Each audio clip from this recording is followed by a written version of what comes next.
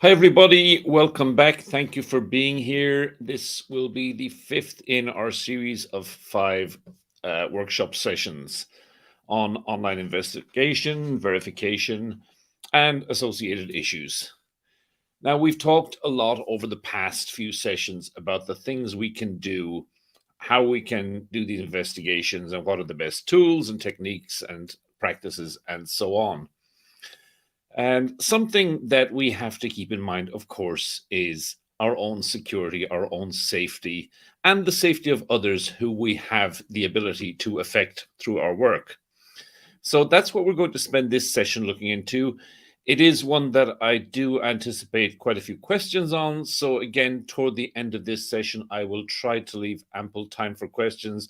Please don't be shy. There are a lot of people concerned and worried around these topics and unsure of how to proceed on safety, personal security, how they report on others, and so on. And some of the things that I bring up during this session may prompt further questions and further concerns. So please don't be shy. Please feel free to ask questions. I can't guarantee I'll have the perfect answer for everything, but we have a lot of experience here. Always also feel free to comment, to make suggestions, to mention things from your own personal experience, because with the breadth of background and experience here, I'm sure people have come up with a lot of situations that are unfamiliar to the rest of us. Now, I'm not going to go very deep into the technical side of security. It's more about an overall view of practices because this will differ for everybody. And the threat model, the threats and the security issues that you face will also vary for everybody. But let's get straight into it and we will take a look at the key points. The first thing I'm going to be talking about is protecting yourself in what I constantly refer to these days as a hostile information environment, meaning that even more so than in the past, what we do as journalists and fact checkers, and there may be some people here involved in activism and so on, what we do is probably under attack on a greater scale than ever before. And this is something that the internet and the advent of social media has brought about. Yes, the democratization of information and of publishing is in many ways a good thing, but it also does open up many new avenues through which we can be threatened and endangered. Then I will go on to, after that, the things that we can do ourselves in the ways we go about our work in order to ensure that we don't harm others and that we don't, in the process of doing that, harm our own reputation or the reputation of our employer or the people that we work with. Because there's an awful lot you can do to sabotage yourself. And then, as I say, we will hopefully have plenty of time for questions at the end, questions and suggestions, and possibly people sharing their own experiences. This is a quote I'm sure most of you have seen, or you've seen some variation on it. The provenance is not altogether clear. You very often see it attributed to George Orwell, sometimes to Randolph Hearst and other people like that. But the saying itself is quite apt, that news is something somebody somewhere does not want printed. All else is advertising. Sometimes you will see someone say everything else is public relations or so on. But the first part of this is quite appropriate because I know a lot of you are working in situations where you are reporting on things that people do not want printed, published, broadcast, put out there in front of the public. To me, that's a very important part of what journalism should be. And as a result, you're making enemies. You are annoying people, you're irritating people, you are threatening people. And the response of many to this will be to threaten you back in return. So we had a look at this last week when we were talking about sources and about other things and trying to determine what was in good faith and what was mischievous. This one quite obviously fell into the latter category. This attempt to undermine the integrity of the BBC reporter Jeremy Bowen by saying that he was pretending to be in danger in a place where some woman was out doing her shopping. And as we saw in the previous session, this was very selectively chosen. It was one frame from an ongoing video. When you saw the actual video, you could see that he was very much so in a dangerous situation, and that this was done in a malicious attempt to try to smear and try to undermine him.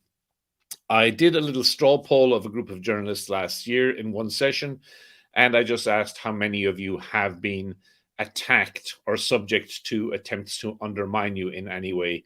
And it was a group of, I think, about 40 journalists and other people. And practically everybody in the group said at some point somebody had attacked them, even if it were only in a small way, by somebody putting up social media posts, twisting your work, twisting your words, and so on.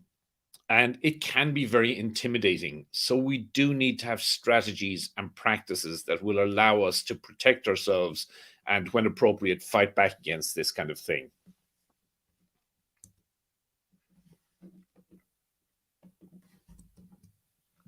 So when you're talking about protecting yourself in this world, the three things that I like to emphasize, and these are not three commandments that will work in every situation, but these are the things that I find particularly important through my own experience and through the experiences of others with whom I've spoken.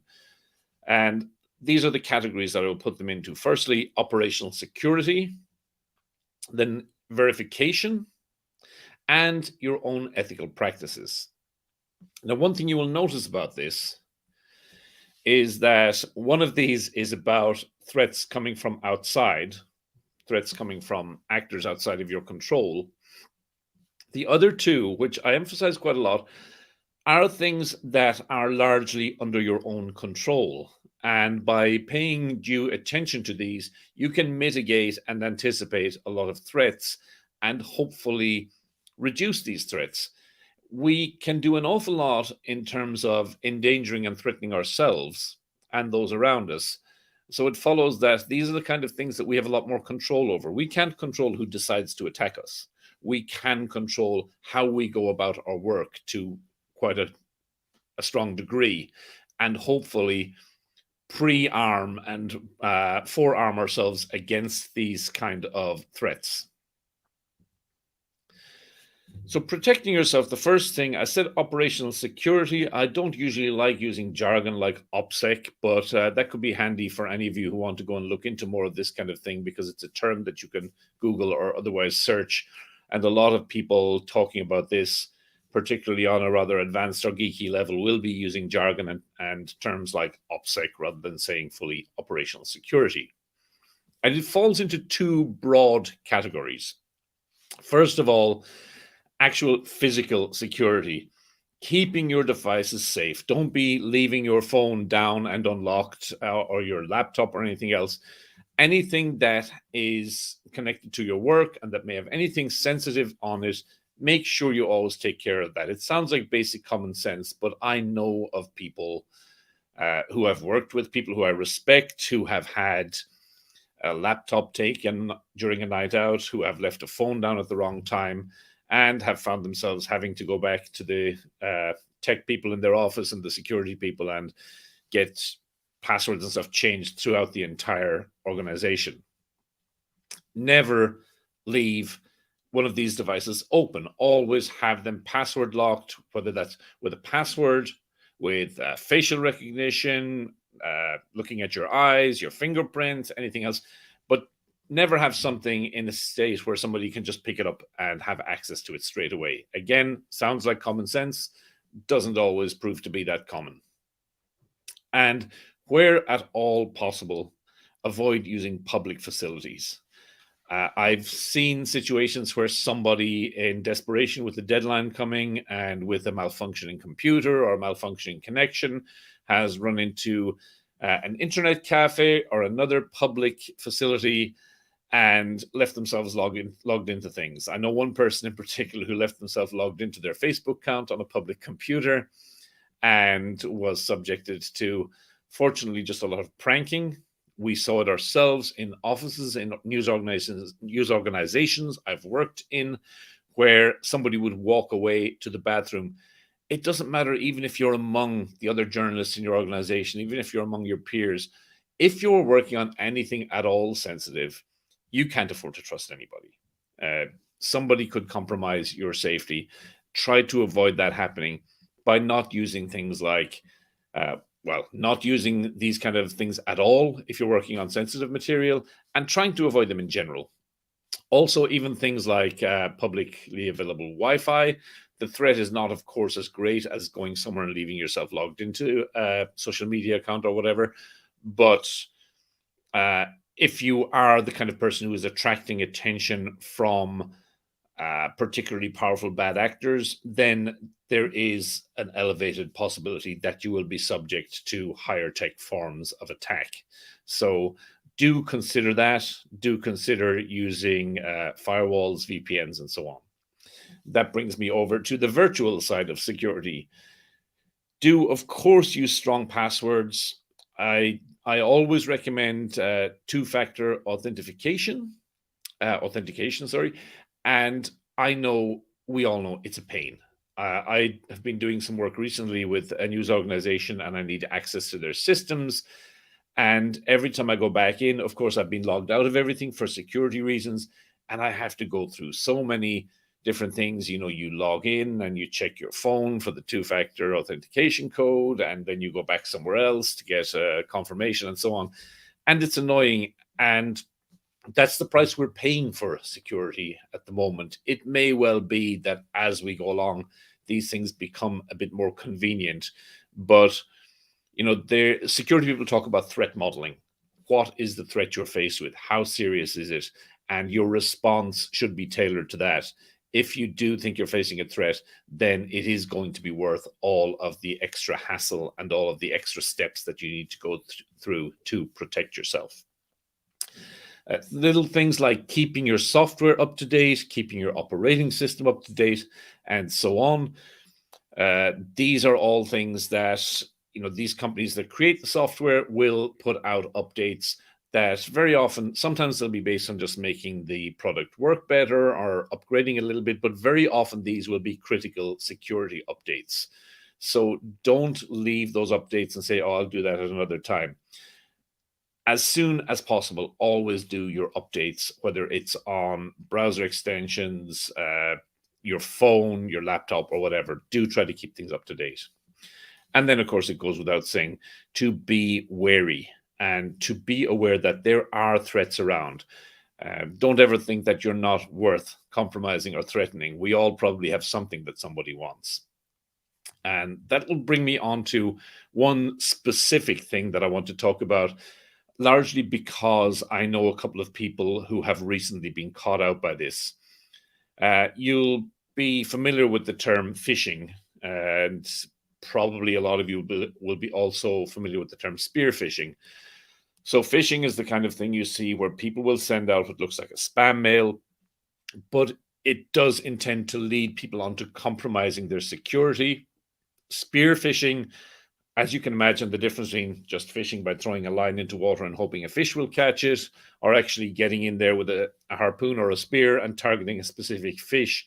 Spear fishing refers to a targeted form of fishing. So somebody is purposely trying to catch a person or a group of people or a category of person, but it is a targeted form of fishing. And it can catch you unawares. I know of a couple of people who have recently been caught out by this, that they got emails saying your package has arrived, or there's a critical security update, and so on. And it looked like it was from a legitimate source.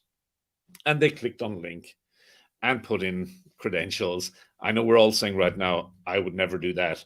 Believe me, a couple of the people I know who have been caught out are the kind of people who I think would never be caught like that, but they were. It's often combined with what's known as social engineering.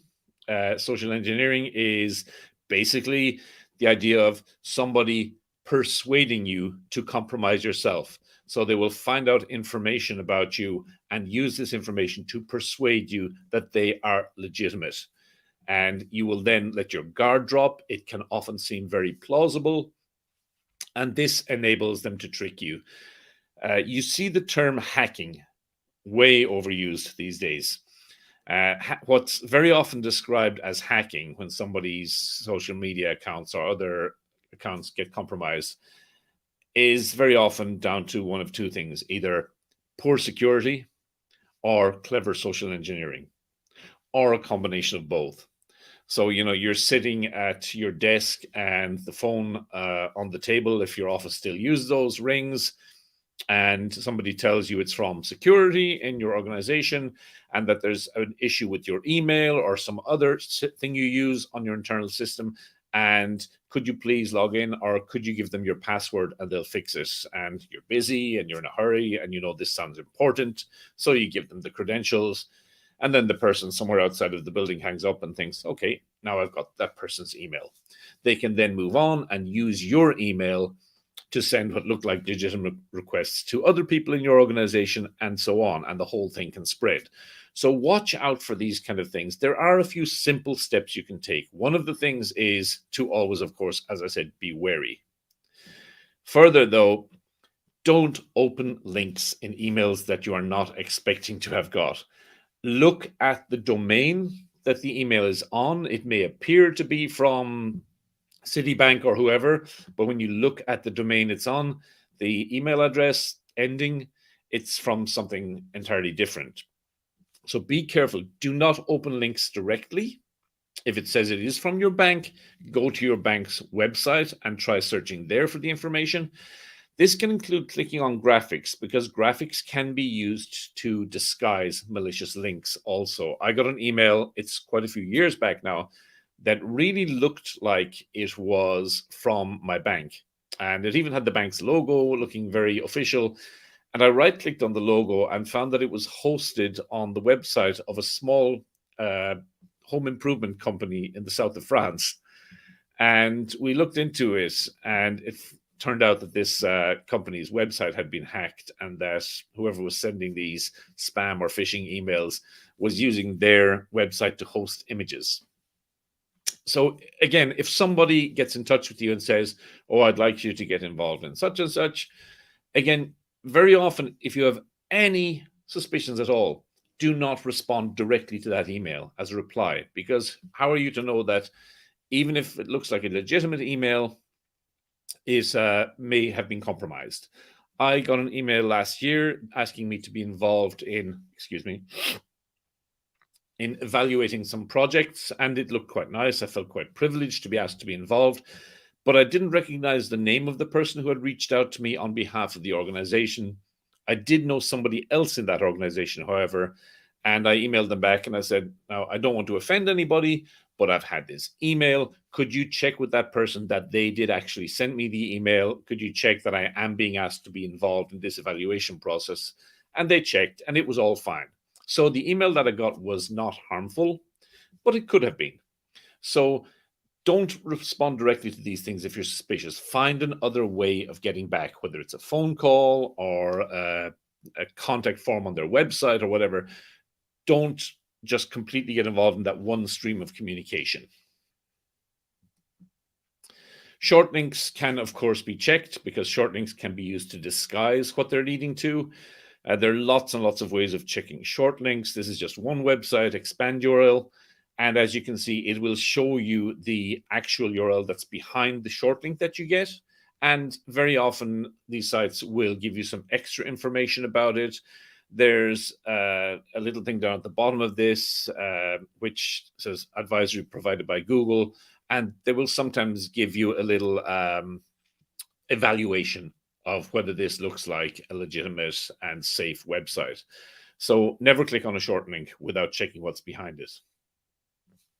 Of course, I often give you short links in workshops, but I hope you can trust me. There is, with some of the short link providers, for example, TinyURL, there is a quick way to do this. It's not as information rich, but if you're in a hurry and you just want to see quickly what could be behind that TinyURL, you can just put preview dot before the TinyURL part, and that will then show you what the link is that is leading to. It doesn't work with other ones, so things like Bitly and IsGood and so on. But if you get a short link from TinyURL, you can check it very quickly in this way. If you're still suspicious, then you can go to one of the websites or services that will more comprehensively check that link for you.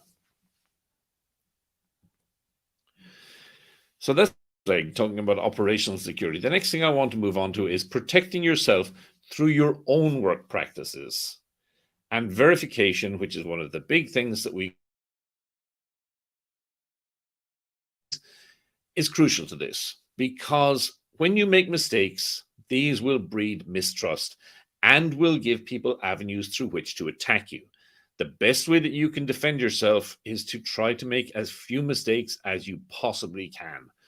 So do learn how to verify, do learn how to fact check, and then carry these things out obsessively and in great detail whenever you can. Again, we talk about threat modeling. If you're trying to verify a video of a cat falling off a table, it may not be as important to spend as much time on it as if you're fact checking something about a government minister involved in corruption. But do try to verify everything that you pass on. Otherwise, you're setting yourself up for attack and for easy attack. When you are verifying things, please record your workflows, because if there's trouble later, you should be able to go back and say, this is why I know this is true. This is why I know it's legitimate. And do be transparent about how you came to these conclusions. So it's not important for you to know everything about everything you report on, but within reason and without giving away sensitive sources and so on, you need to be prepared to let your audience how you know what you know. So not just saying to them, this is verified, I know this is true. Tell them how you know that, and then it's far more difficult for people to attack you and to undermine you. Now, I was asked last week about archiving, and archiving is a very important thing to do with anything you find online, and I will go through the reasons why.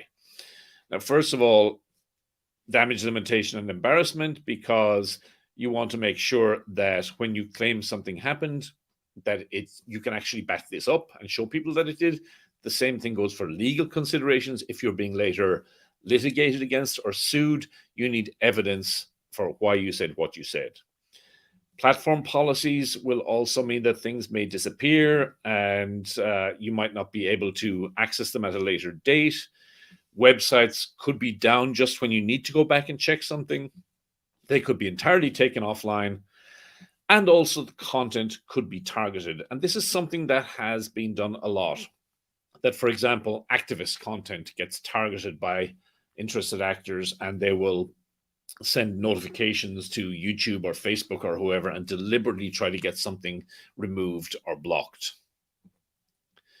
The kind of things you might need to archive could be news reports, they could be blog posts, social media posts, or entire web pages, and cached instances of web pages, because things can change. So here's just an example. Suppose I go online and I say something controversial, and I realize quite quickly that it is controversial, and I take it down again. But somebody could have screen grabbed it. Quite easy on the Mac. You just have this combination of keys. I also use Linux a lot, and you can do the same thing with keys on that. And in Windows, you have, actually, I have Snipping Tool. There's an updated version of that. I think it's called Snip and Sketch now. But these are very handy ways of taking screen grabs and showing people what someone has said online. So here we have this generic news organization that says, Owen said something very controversial on Twitter. He's deleted it, but we can prove it because we have a screenshot. And here is the screenshot. But of course, we know screenshots are graphic images, and graphic images are very easy things to manipulate. So my response to that could have been, well, no, I did not say that. You're saying you have proof. All you have is an image. You could have doctored that image. And now I'm going to sue you and make lots of money and get your organization in big trouble. So screenshots, they're good, they're useful, but archiving is very important in any case where something controversial is happening.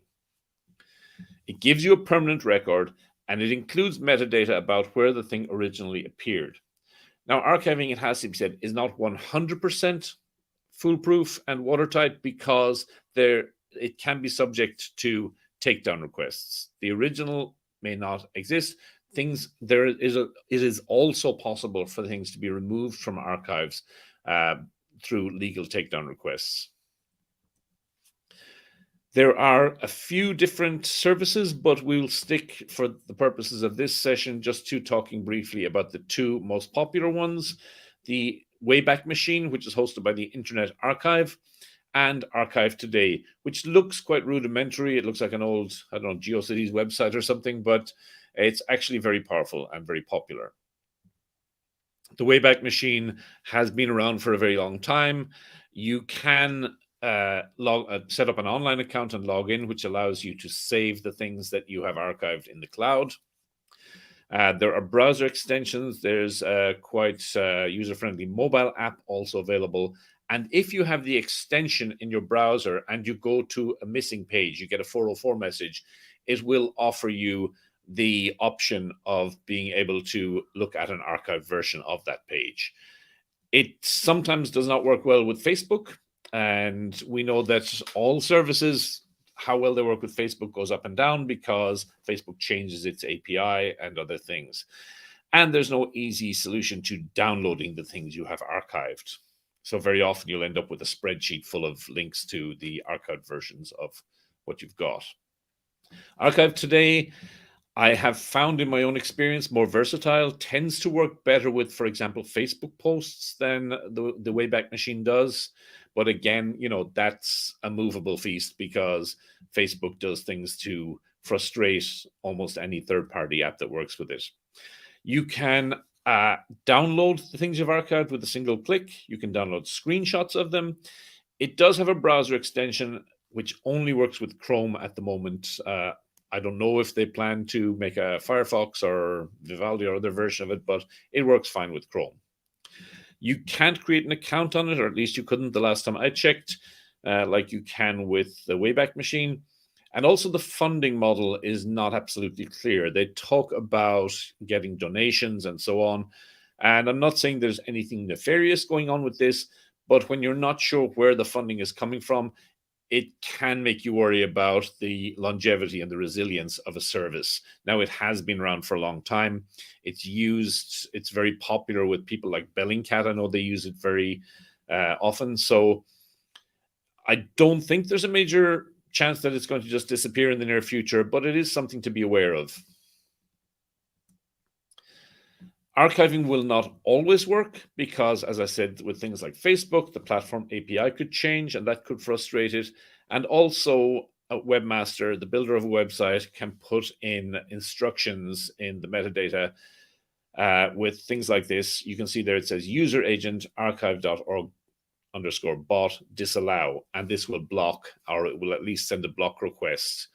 Not all web crawlers will obey these instructions, but the more credible ones will. So when you do archive something, do check immediately that it has actually been archived, because if it hasn't, then you don't have it. So it's useless. So make sure that when you've archived something, that the archiving has actually worked. Do be familiar with more than one service, at least the two that I've mentioned. You can Google and look for others, but at least be familiar with these two. And if an archiving operation doesn't work when you try the one you like to use, try the other one. And always be prepared to have backups and alternatives. Now, before we go to questions and answers, I want to talk for a while about ethics, because we have learned and have had to learn over the past few years a lot of new techniques and abilities that will help us in our investigations. We can do so many more things. But of course, just because we can do things does not mean that we should do them. And there are various reasons for this. Anytime you find yourself able to investigate people more deeply, you have to consider, who are you investigating? Why are you investigating? And does it justify the level or the depth of, let's say, snooping or investigating that you are using? So always stop yourself when you think you're encountering some kind of a gray area and ask yourself a few questions about what you are doing, how it may be perceived, and whether you are justified in doing so. So there will always be gray areas. There are certain things that we know we should not do. We should not be hacking into people's accounts. We should not be monitoring people in ways that they're unaware of. We should not be compromising people's security in any way. And these are obviously things that are wrong and in many stages, in many cases, actually illegal. Then there are other things which are quite straightforward. You can go and you can look at people's Instagram posts and you can search for public records that exist on people, court records, property records, and so on. And all of these things are fine. But then there are also gray areas. And there are many of them. I couldn't name what all of them are, but you can generally recognize them when you start to find them. You're looking into somebody and you look at, for example, let's say their Facebook account. You look at the things that they have been posting recently.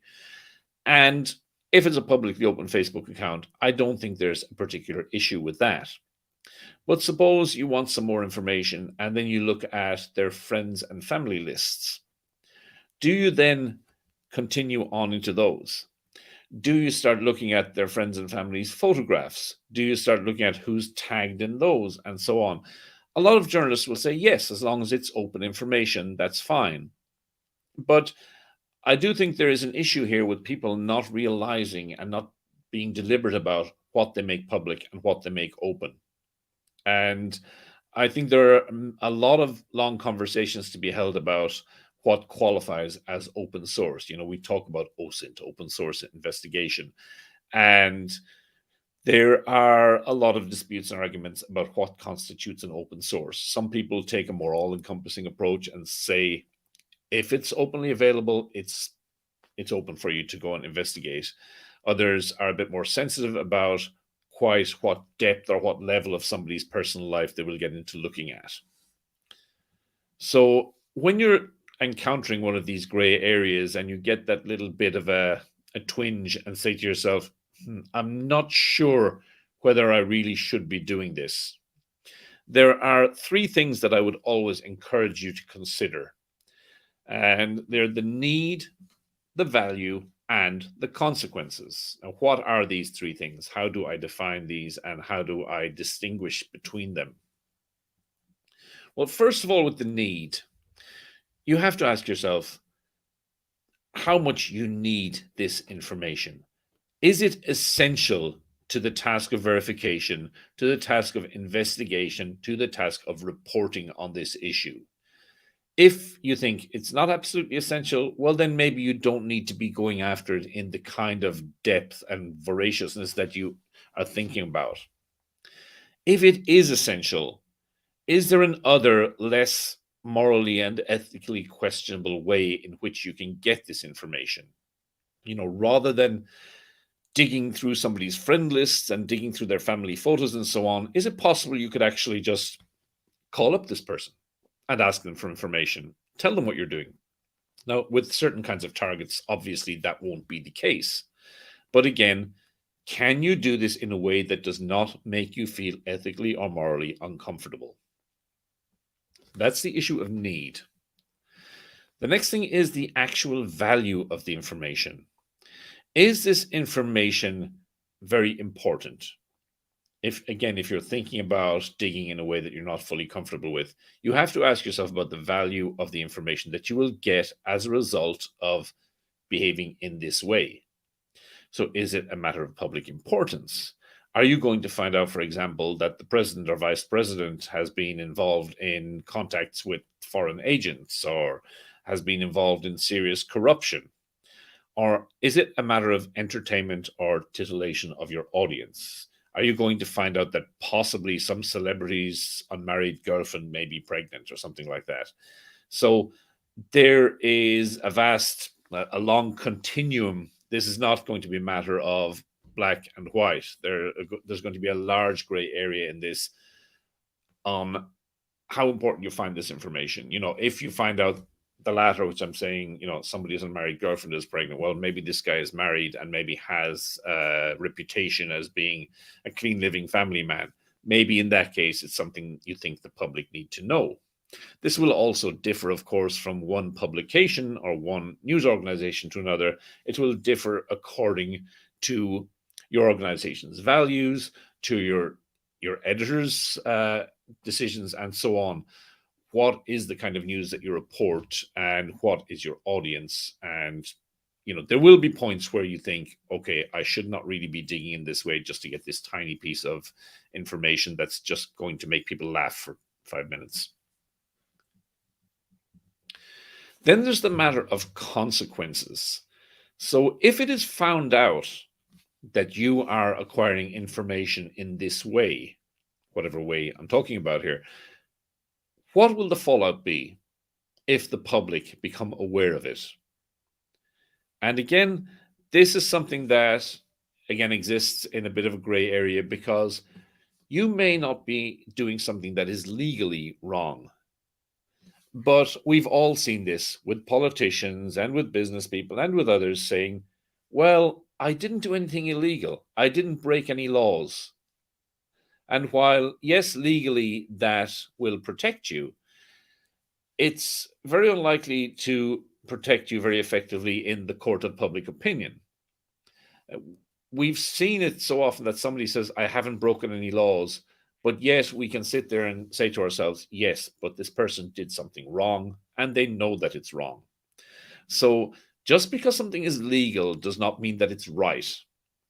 And if you fall into that situation where you've done something that everybody thinks is wrong, even though it's not illegal, you could be creating a risk to the trust, the integrity, and the dignity of yourself or of the people you work for. And this is something that can have lasting consequences. So always ask yourself, okay, it's legal, but is it right? Everyone's definition of right will be different, but it is something that you do need to watch out for. I do see a question here, which I will address just at the end before we go into the Q&A section. The thing about investigating people's social media and related things is that the public in general do not know what they have consented to. And I would even say that all of you people here today, including myself, do not know what we have consented to.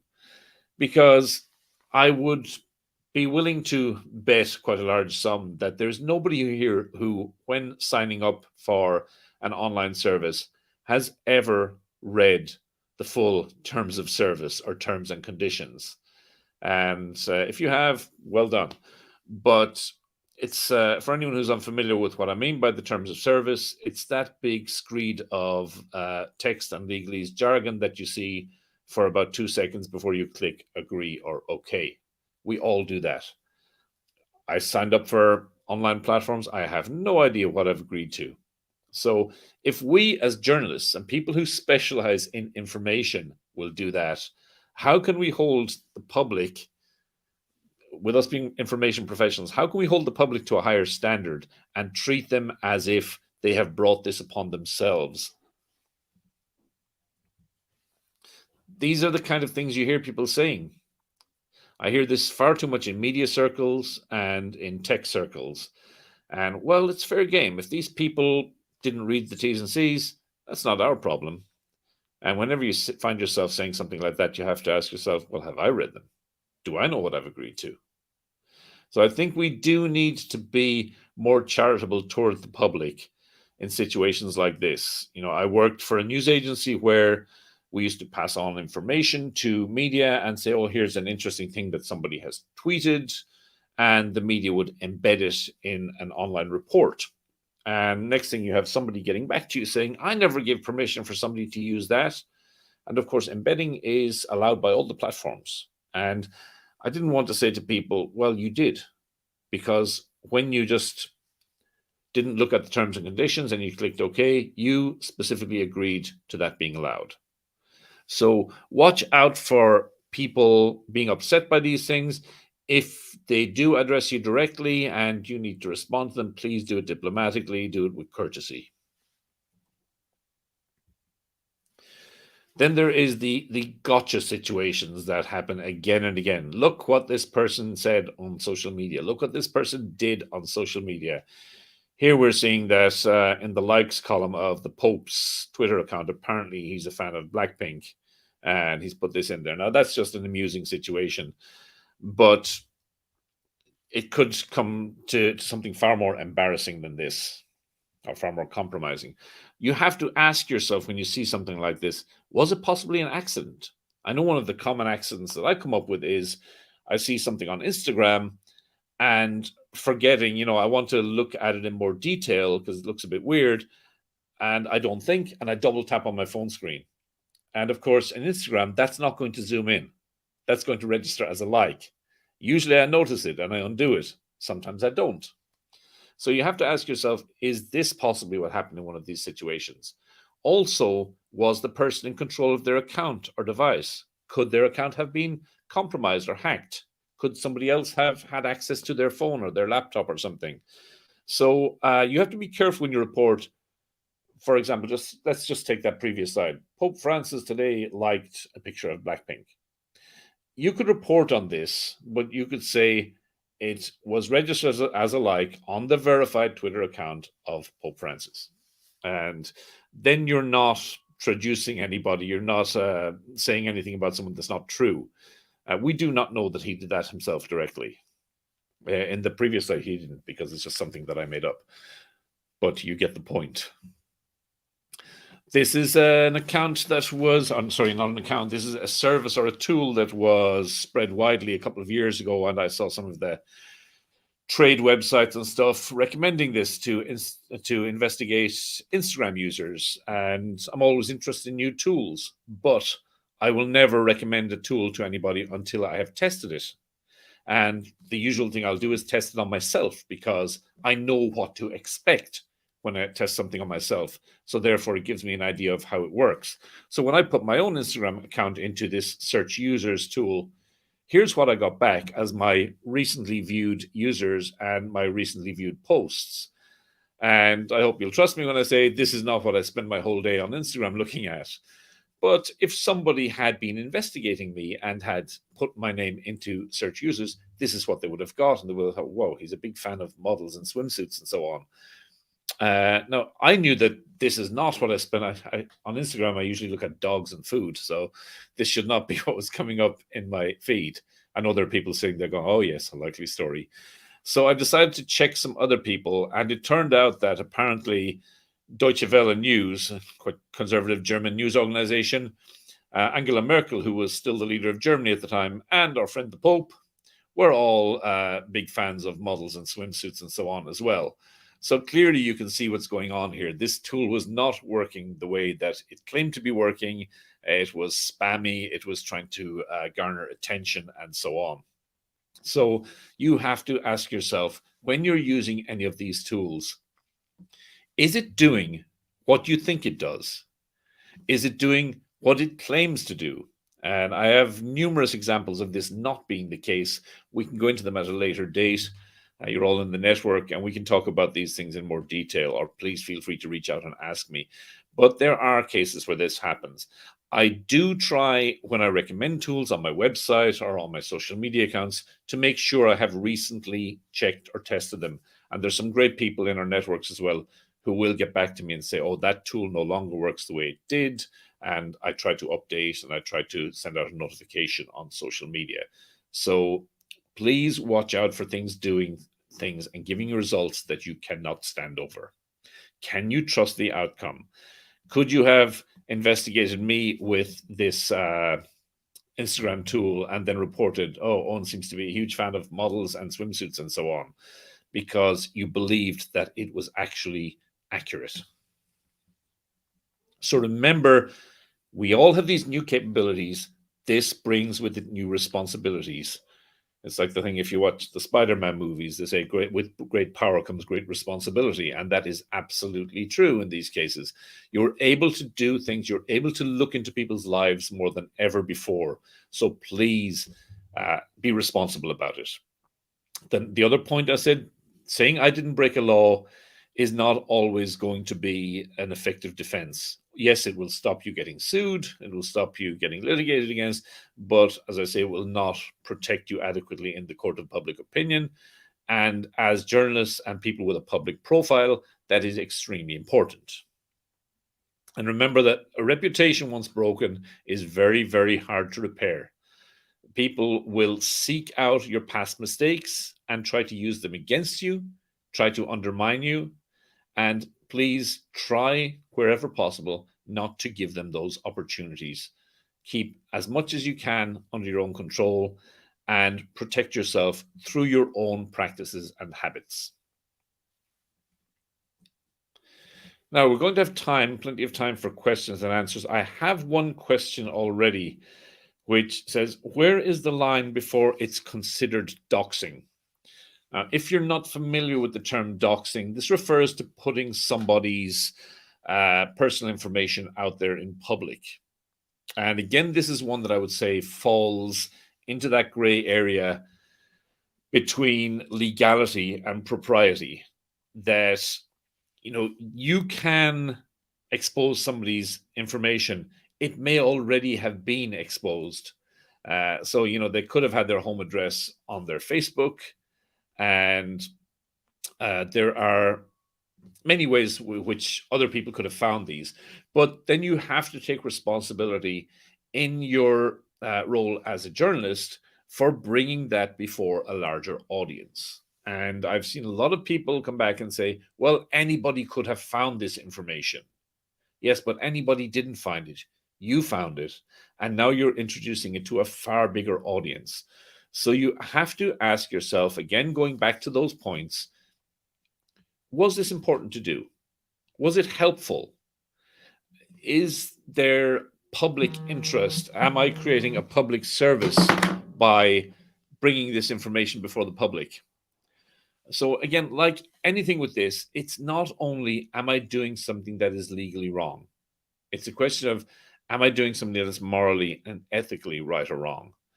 Is there justification for doing this? And am I observing the best moral and ethical standards in how I am behaving? So always think of that. Don't just look at the legal side of things. Of course, when it comes to much more serious issues and more serious topics that we're reporting on, legal recourse may be your best protection. But even then, you have to be prepared for the consequences of public opinion. So I'm seeing at the moment no further questions. Please, if you have any questions on this, do ask them now or later.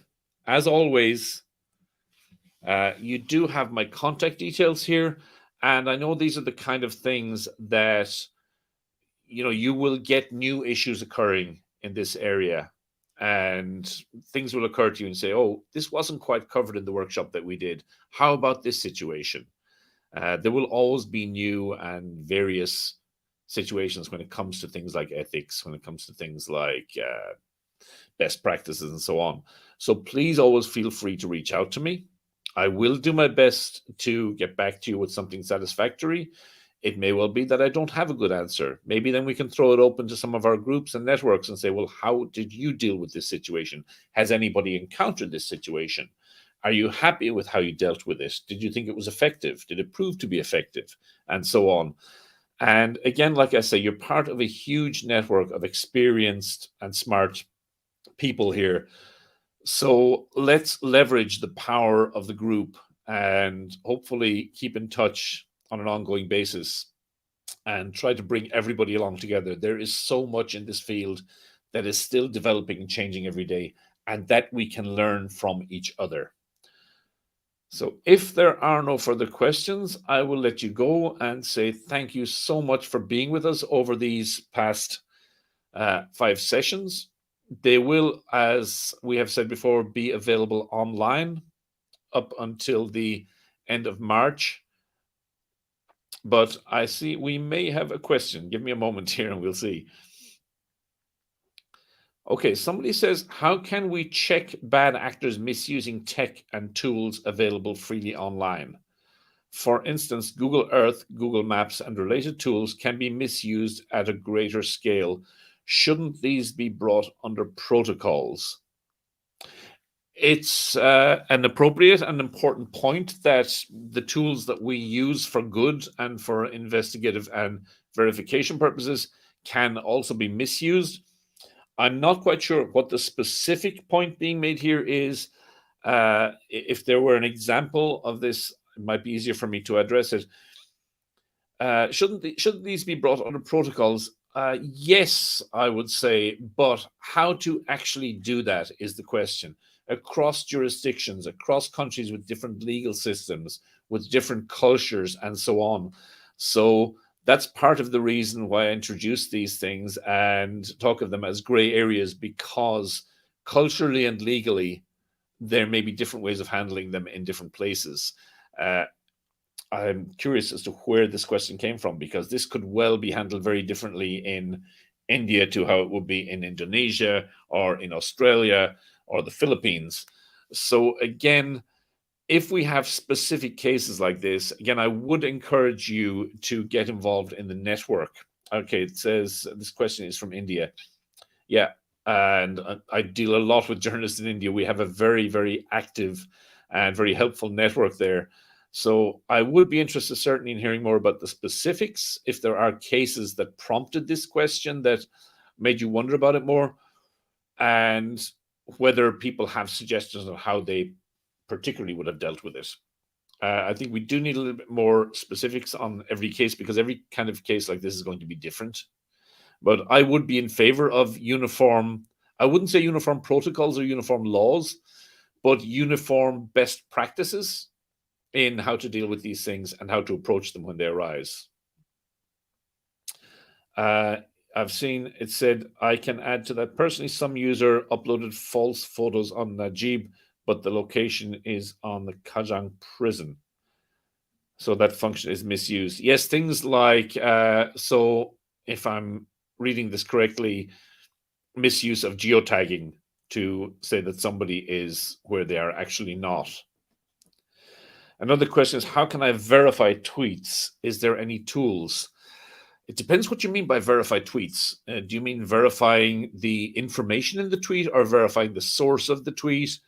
But regardless of which of these you mean, this will go back to the things we've done in the past 4 sessions before this one, in trying to find corroboration, in trying to look into sources and see how believable and how credible they are. So, in order to verify any kind of information, you will have to probably attack it from numerous angles.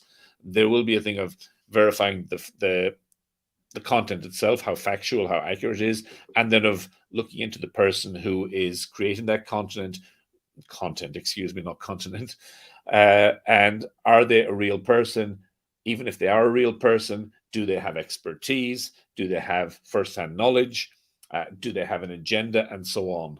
So the question of how can I verify tweets is a very, very broad one that will involve a very broad range of approaches to solve.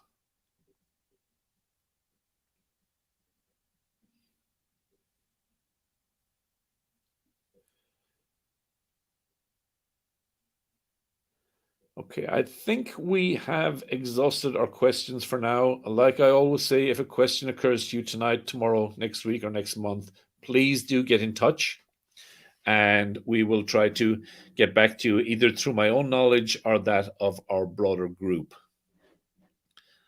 So all that's left for me is to say thank you very much for all being here. Thank you so much to the GNI people, to Trina and Chingy, who are helping me with the logistics, to Chingy's own expertise and knowledge that she's shared over the past few days. And I don't think Mike is here today, but he's been a huge support to this as well. So thank you very much to everybody. If any of the links are missing here, we couldn't have done this without any of the people involved. And I'm hoping that this, although it brings this workshop to an end, that it's actually a beginning for all of us here. And I look forward to encountering some or all of you both on and offline at some stage in the future. Thank you and have a great day.